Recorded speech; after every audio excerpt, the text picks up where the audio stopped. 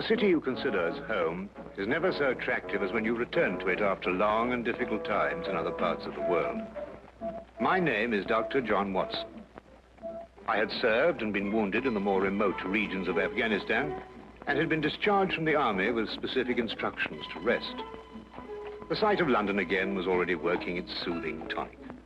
As I rode through the familiar streets, I never suspected that a chance introduction would lead me into the most amazing adventure of my entire life. Watson, old man! Hello, how have you been? It's good to see you. Not as well as you, obviously. You look great, old man. Heard you were wounded. Well, it could have been much worse. Sit down. Care for a drink? No one. Yes. Well, what are your plans now? Sure, nothing really at the moment. I'm looking for lodgings. Trying to solve the old problem of comfortable quarters at a reasonable price. That's odd. The second man today that's used that expression. Who's the other? Well, you wouldn't know him. He's doing some work in the chemical laboratory at the hospital. Might be interesting. Yes, well, I wouldn't mind sharing a flat with somebody if he was all right. Well, Anything wrong? Oh, no. He's rather strange. Well, what's wrong with him? Oh, nothing wrong with Holmes. That's his name, Sherlock Holmes. Well, I saw him this morning. He was doing some research with a corpse. Oh, what was he doing? He was beating it with a stick. I beg your pardon. Did you ring, sir? 2 shillings, please. Very good, sir. What did you say this Sherlock Holmes fellow was doing? He was beating a corpse with a stick. Oh? What in heaven's name do you want to do that for? He wanted to find out if it was possible to inflict a bruise on a body after death. Why? You know? Did you ask him? It's another strange thing about this Holmes. Somehow, one never thinks to question him.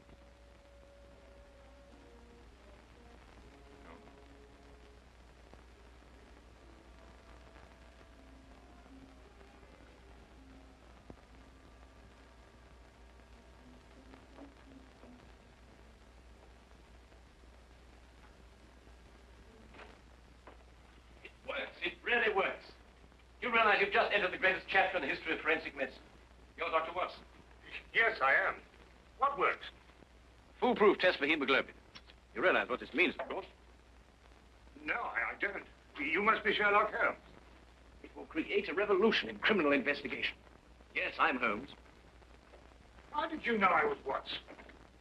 Because you've just come back from Afghanistan. How do you do? How you do? How did you know I'd just come back from Afghanistan? Well, it's written all over you. The problem has generally been that a man is suspected of a crime months after the crime is committed. Then when they find bloodstains on objects of clothing, they can't be sure if it's blood, mud, or rust stains. But this solves the whole thing, of course. Oh, of course. Of course. Stamford told me you're looking for someone to share a flat you'd found. You know, if this test had been in existence a year ago, it would admit that Von Bishop of Frankfurt would most certainly have been hung. And that goes for Mason of Bradford, Muller, and O'Fay, naturally. Naturally. Who are these people? Did you know, I'm delighted to meet you, Watson. I think you'll like the flat. It's in Baker Street, by the way. Oh, we could pop around this afternoon and have a look at it if you can. Yes. Oh, yes, rather. I'd like that. Good. Did you mind if I play the violin? No, go right ahead. No, I don't mean now. I mean when we're sharing the flat. Oh, no, of course not. I like a bit of good music. Oh, good. I'm not very good. Oh. Tell me, Holmes. Yes. How did you know I just got back from Afghanistan? Well, it's obvious. Now, that's what you said before. It isn't a bit obvious. You're a doctor, that much we know. But with the air of a military man, therefore an army doctor. You've acquired a sunburn. I know it's not your natural color because your wrists are white. Your eyes tell me that you've recently been ill. I'd say some sort of tropical fever. You use your left arm stiffly as though you'd sustained a wound. Now the problem becomes, where would an army doctor have contracted a fever, sustained a wound? The answer, my dear Watson, is in the present campaign in Afghanistan, naturally. Naturally. Of course, it's obvious. Naturally. We examined the rooms at 221B Baker Street that afternoon and promptly moved in on the following day. I had, at this point, known Sherlock Holmes for only 24 hours. But the man's fantastic powers of perception, coupled with the almost unpredictable personality I'd ever encountered, kept me in a state of constant surprise when I wasn't being shocked. It was unbelievable, the things he knew and the things he didn't know. Oh, really, my dear Holmes, you mean to tell me you didn't know that the Earth moved around the sun? Really? But every school child knows that. Well, now I know it, too. I shall promptly proceed to forget it. But why? Yes, why? Why should I remember it? Well, because it's a natural phenomenon. Well, is it important? Does it affect us? If you told me the Earth went round the moon, would it make any possible difference to our way of life? Well, to put it that way, no. Then it's useless information, and I shall do my best to forget it. I advise you to do the same. At times, I thought the man was joking and simply having a bit of fun at my expense. But I soon learned that he was in dead earnest. I also, unknown to him, made a brief classification of the man's knowledge. Literature? Nothing. Philosophy? Nothing. Astronomy? Nothing. Politics? Disinterested. Botany? He knew everything there was to know about poison and absolutely nothing about practical gardening. Chemistry? Profound. Sensational literature? Without question, Sherlock Holmes knew the details of every horror perpetrated in the last 100 years.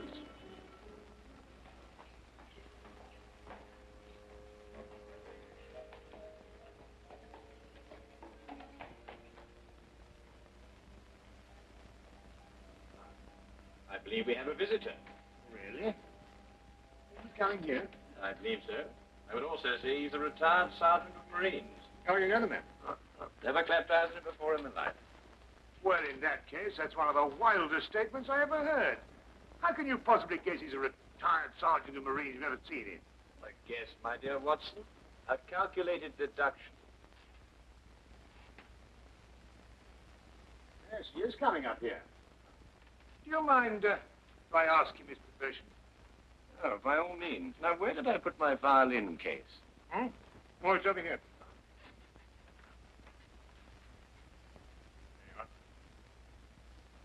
Ah, my old friend. Come in. Excuse me, gentlemen. I have a message here from Mr. Sherlock Holmes. Thank you.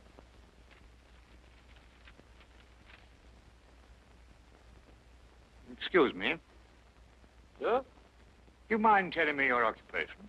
Not at all, sir. I'm a civil servant employed by the police department. Thank you. I just wondered. Not at all, sir. How long have you been with the police department? Just a year, sir. Before that, I was a sergeant in the Marines. Good day, gentlemen.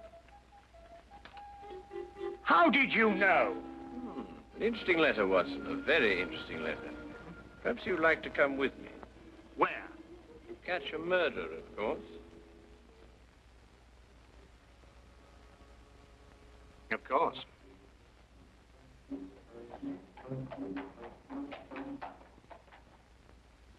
How did you know that that man was an ex-sergeant of Marines?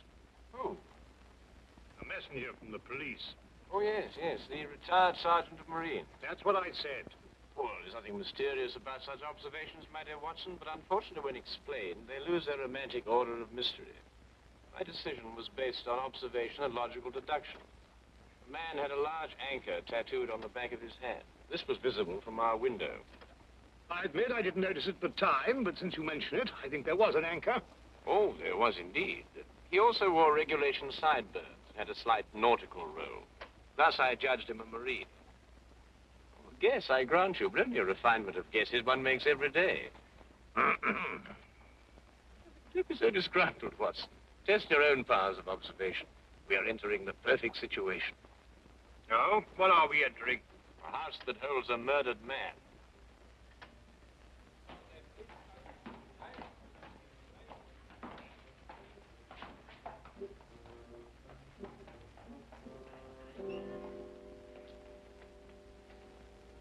Things speculate straight inside. Yes, sir. May I have your name, please? Yes, Sherlock Holmes. This is Dr. Watson. Oh, that's quite all right, sir. Inspector Lestrade gave instructions to admit you. Oh, good. Oh, by the way, has the body been removed? No, sir, but the medical examiner's just gone. Oh, thank you. Let's hope they haven't moved things about too much. The police forces of the world seem to have an organized science of messing things about. Oh, I wouldn't say that, Holmes. Now then, move along there, everybody. Move along. There's nothing to see today. I don't know.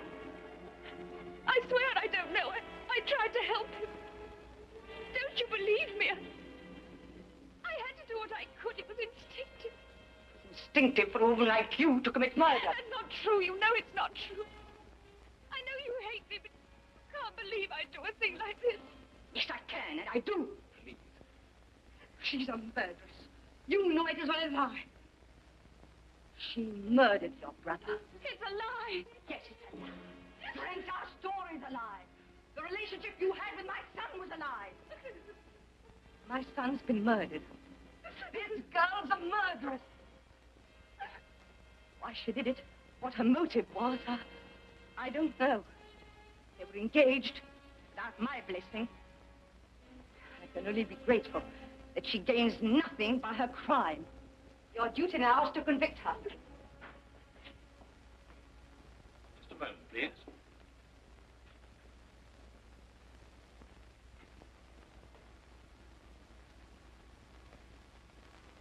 Notice the angle of incision, Watson. Yes. Well, the force of the blow and the general penetration of the upper region of the chest. How long would you estimate before loss of consciousness?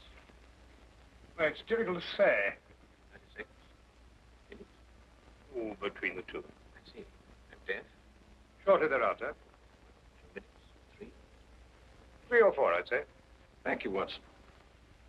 All right, take him out. Ah, forgive the interruption. I would prefer to have been invited before the body had been moved. I thought you'd be interested, Holmes. Oh, thank you, Lestrade. Well, may I introduce my friend, Dr. Watson, Inspector Lestrade of Scotland Yard? How do you do? How do you do? So you're completely stuck, eh, Lestrade? What do you mean? Well, you thought I'd be interested. Why don't you admit it? You're in a jam. Magnificent cabinet work, don't you think? What you say isn't exactly true, Holmes. I've done you a favor. This is an interesting case. Of course, there are 1 or 2 unexplained details, but I don't believe it'll be long before we're What's clear. your principal problem? There's no motive. I found this girl with a knife in her hand. My brother lying dead on the floor. I found Peter on the floor. I tried to help him By stabbing him? by removing the knife. Anybody would have done the same thing. I love him. My dear young lady, there's no cause for you to alarm yourself. No one's accusing you of, well, of what happened. This would be a clear-cut case if only she had a reason for murdering. There happened to be a policeman outside the house during the murder, and he said that no one came in except her. Well, what about the others? Who benefits by her death? Well, no one. The estate was left in such a way that if he died before he married, everything went to charity. My dear Inspector Lestrade, he didn't die before he married. This young lady and the man whose body was carried out of here had been married for at least a week. In the event of his death, I imagine everything passes to her.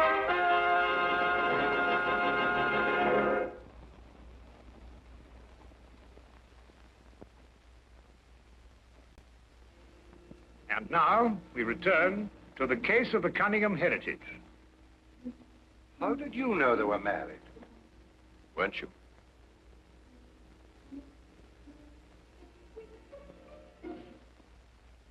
Yes, a week ago. Then you do benefit by my brother's death.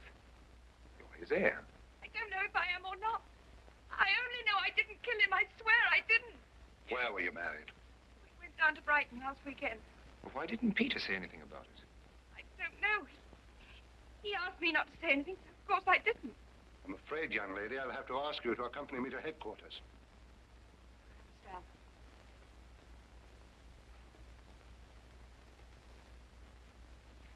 Excuse me, Inspector, I think I should tell my mother. Oh, yes, of course. Tell me, Holmes, how did you know they were married?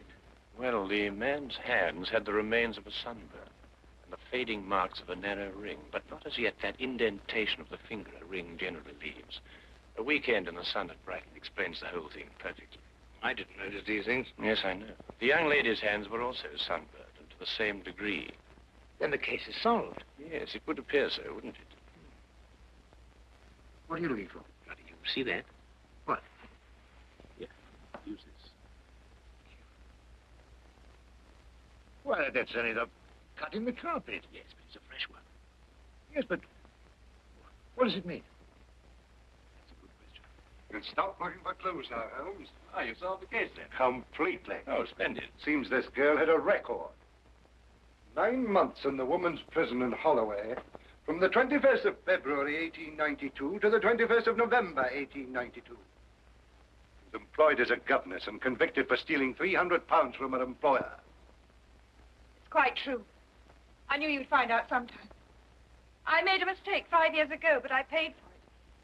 But Peter knew all about it before we were married. I never tried to hide it from him. You didn't know what else you had in mind. I had nothing else in mind except that I loved him. I'm afraid I must ask you to go with the officer, miss. Rather, madam.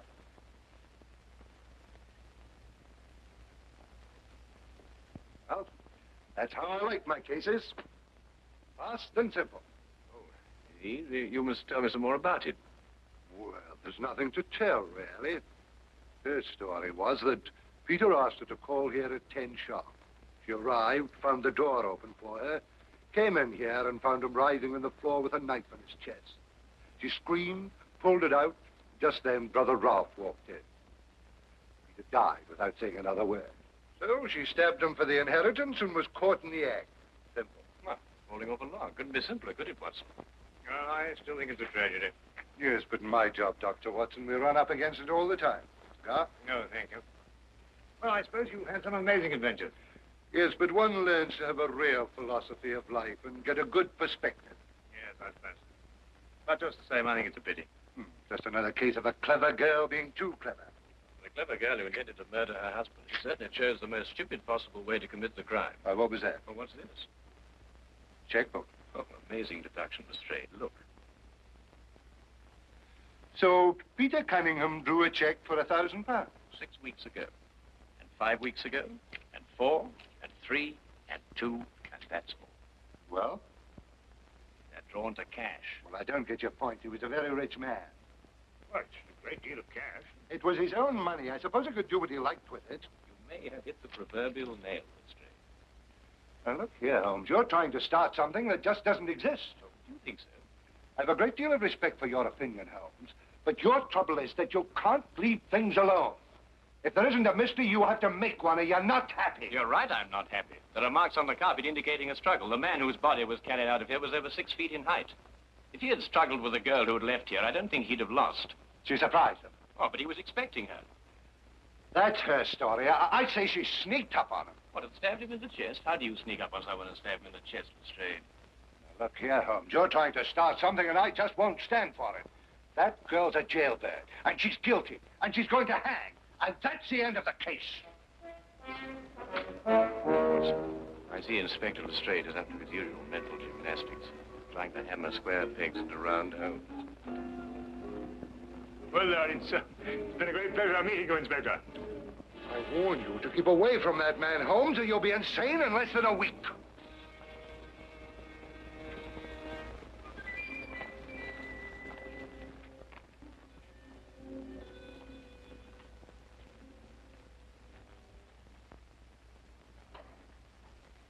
What time is it? Oh, 10:30. Perhaps you'd like to take a little stroll with me. Why? I'd like to investigate this afternoon's affair a bit further. Oh, yes. I'd like that. I thought you'd forgotten about it. Not at all. I've been thinking about it all evening. Shall we go? Then we must exchange our thoughts en route. Where are we going? To the Cunningham house. I didn't know you'd made an appointment there. I didn't. Oh, well, who do you expect to see? No one, I hope. Well, I'm terribly sorry, Holmes, and I'm afraid I don't understand what you mean when you say you want to go to the Cunningham house and you just...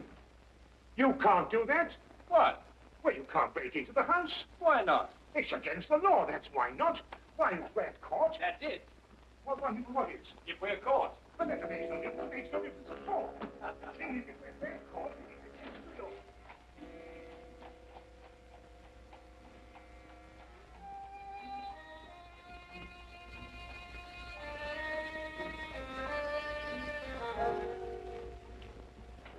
now. But look, Holmes, we can't... Come on.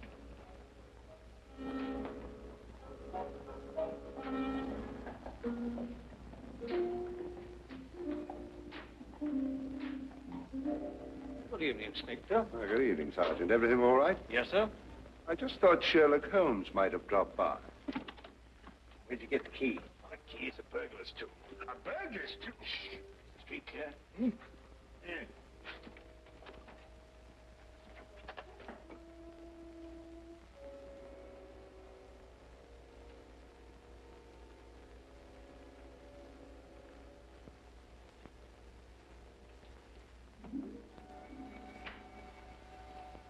How do you know he's out? Because I had a spy watching the house. Go through that cabinet.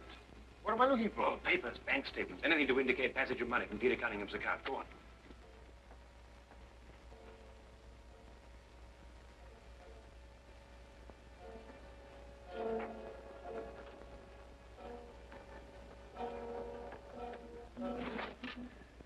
It's absolutely ridiculous. Looking for something and you don't know what in order to catch somebody and you don't know who. Quite ridiculous. Nothing over my side. Keep looking. Who do you think's got it? Whatever it is we're looking for. Why did Peter Cunningham try to hide the fact of his marriage? A week or a month would remain indifference as far as his mother was concerned. She would never have consented to his new bride anyway.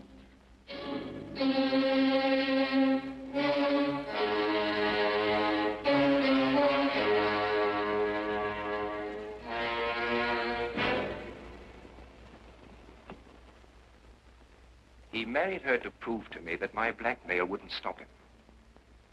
And then he withheld the fact in order to give me 1 week to clear out of the country before he exposed me. The money he paid you went to buying up your promissory notes.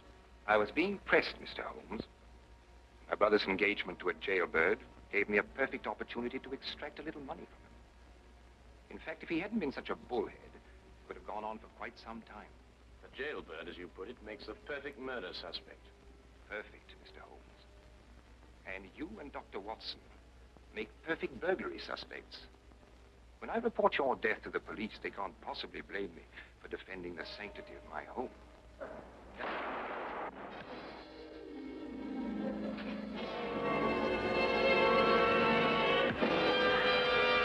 Well done, Watson. Oh, I could have done a bit better, only it was my bad shoulder. Quite all right, Watson. Think no more about it. So that's our murderer. Yes, the only possible one, of course. Only a man could have struck that blow. Peter died, as you say, within 3 or 4 minutes. And there was a bobby outside the whole time. Yes. Crystal clear. No, it's completely obvious. Well, what do we do now? What's going on here? Who fired that shot? We will sit with a good inspector. And with the aid of our evidence, a bit of logic, and a few simple diagrams, we will endeavor to convince him that night follows day and that 1 and 1 inevitably makes 2. How did you two get in here anyway? Now, Inspector, calm yourself, calm yourself. Come, sit down. Now, there's a good fellow. Sit right here. Now, you see, we have a great deal to talk about.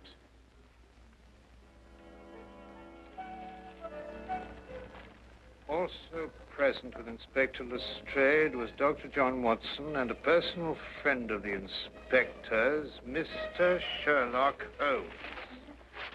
This is ridiculous. It's fantastic. This isn't the way it happened at all. This will revolutionize investigation, Watson. This whole account is a lie. Fingerprints, Watson. That's the coming thing. No nonsense. What are you going to do about this? A bit more research. Here, give me your fingers on this sheet of paper.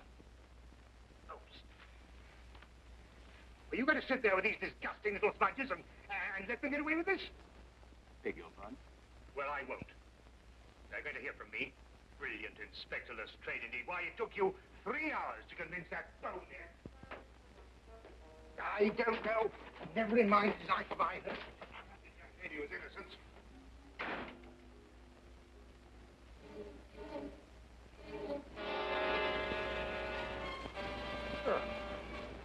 I wonder if he got more than a shoulder wound in Afghanistan.